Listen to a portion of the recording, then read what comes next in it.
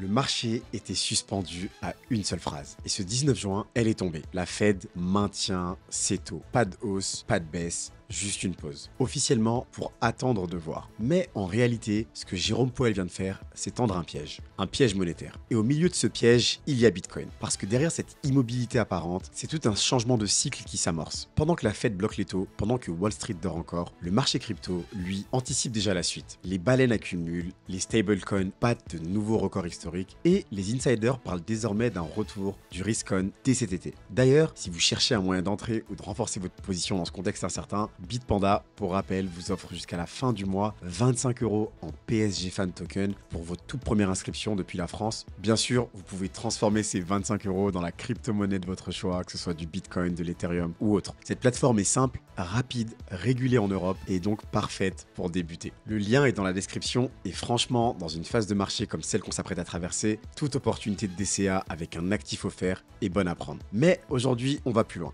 Pourquoi Powell a-t-il vraiment gelé les taux? Pourquoi Trump l'accuse de freiner l'économie? Et surtout, pourquoi Bitcoin, les stablecoins et encore XRP sont au cœur de la stratégie américaine qui se dessine? Cette vidéo n'est bien sûr pas un conseil en investissement, mais c'est peut-être le signal que vous attendiez. C'est parti!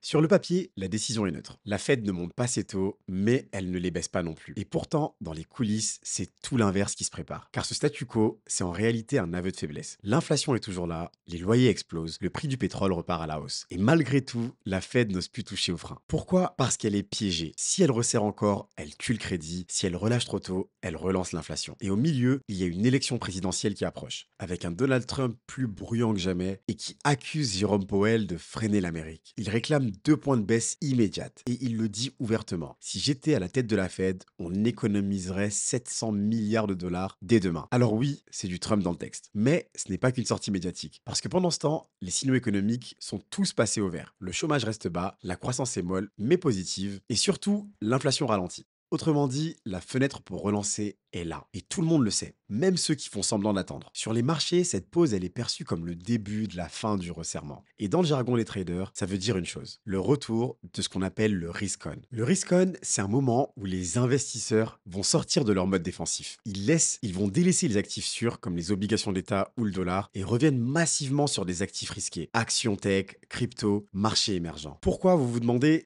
Parce qu'ils anticipent une reprise. Des taux plus bas, moins d'inflation, plus de croissance. Et dans cette configuration, Bitcoin, Ethereum, Solana, tous les actifs dynamiques deviennent les premières cibles de ces flux. C'est le signal que la chasse au rendement est relancée. Et quand ce mode s'active, le marché peut s'envoler beaucoup plus vite qu'on ne l'imagine. C'est dans ce contexte que Bitcoin, d'abord indifférent, commence à se retourner. Lentement, stratégiquement, parce que pendant que les particuliers s'impatientent, les investisseurs professionnels, eux, vont attendre le pivot. Et ce pivot, il va pas se faire avec des mots. Il va se faire avec une première baisse de taux. Peut-être en septembre, peut-être en décembre. Mais quand il arrivera, les actifs risqués vont exploser. Et cette fois, les cryptos seront en tête de cortège. Je sais que c'est long et je vous comprends. On commence un peu tous à en avoir marre d'attendre cette dernière jambe haussière. J'aurais aussi aimé faire un x10 depuis le début de l'année. Mais rappelez-vous cette citation de Warren Buffett. Le marché est un mécanisme de transfert d'argent des impatients vers les patients. Pourquoi? Parce que la Fed imprime et que le Bitcoin, lui, ne peut pas. Parce que les stablecoins explosent et que le dollar a besoin de relais. Parce que l'économie mondiale se fracture et que les actifs liquides,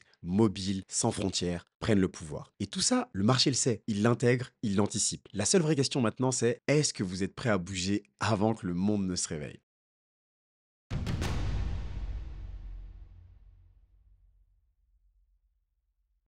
Pendant que tout le monde scrute le Bitcoin à la loupe, c'est une autre révolution plus discrète, mais tout aussi puissante qui est en train de s'imposer. Et cette révolution, elle a un nom, le Genius Act. D'ailleurs, pour ceux qui veulent vraiment comprendre et aller plus loin, je vous ai fait une vidéo sur le sujet, vous la retrouverez en description. Ce 19 juin 2025, le Sénat américain a donc adopté un projet de loi historique, un cadre légal clair pro-croissance pour les stablecoins. La traduction, c'est que pour la première fois, les États-Unis reconnaissent officiellement les stablecoins comme des piliers du système monétaire futur. Et ce n'est pas juste une formalité, c'est une accélération majeure. Dès dès 2026, les émetteurs de stablecoin devront être agréés, les réserves devront être intégralement en dollars ou en bons du trésor et la transparence sera obligatoire. Mensuellement, il y aura des audits, annuellement, des contrôles indépendants et surtout, zéro tolérance pour les produits à effet de levier déguisé. C'est clair, c'est net et c'est pro-dollar. Mais pourquoi faire ça maintenant? Parce que les États-Unis ne veulent pas perdre la bataille monétaire face aux BRICS. Parce qu'ils savent que le dollar numérique, s'il ne se déploie pas via la Fed, peut le faire via les stablecoins. Et c'est là que l'on touche un point clé. Un stablecoin bien conçu, adossé à des bons du trésor, des obligations qu'on appelle les fameux T-bills,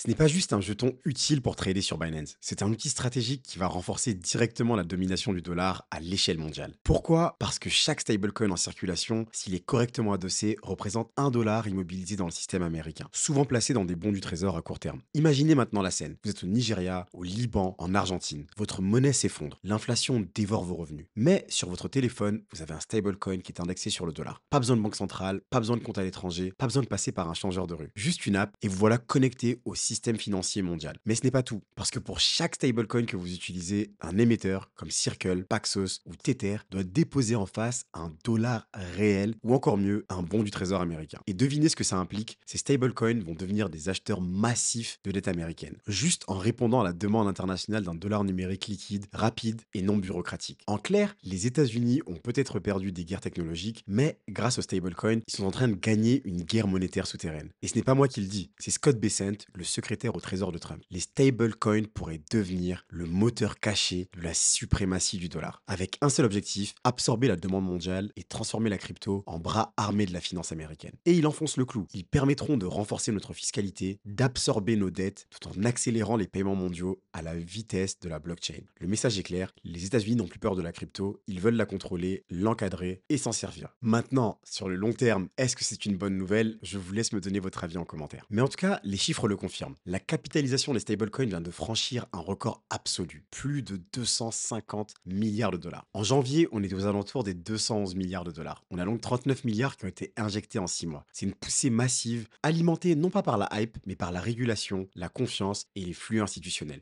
Et au cœur de ce système hybride entre finances traditionnelles et blockchain, les stablecoins deviennent les nouvelles routes commerciales. Alors non, ce ne sont pas des actifs décentralisés comme Bitcoin. Oui, ils sont censurables, mais c'est justement cette dualité entre souplesse crypto et cadre institutionnel qui plaît aux États. Et cette fusion, elle prépare le terrain pour le prochain acteur à entrer en scène. Parce que pendant que le dollar s'étend grâce au stablecoin, un autre jeton se prépare à connecter les banques, les États et les marchés. Et je pense d'ailleurs que c'est un de vos jetons préférés. On parle bien sûr d'XRP.